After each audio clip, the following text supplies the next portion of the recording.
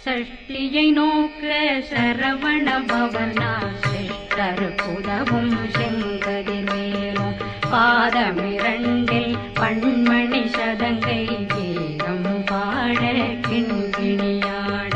சஷ்டியை நோக்க சரவண பவனார் சிஷ்டர் புதவும் செங்கதிர்வேலும் பாதமிரண்டில் பண்மணி சதங்கை கீதம் பாட கிண்கிணியாட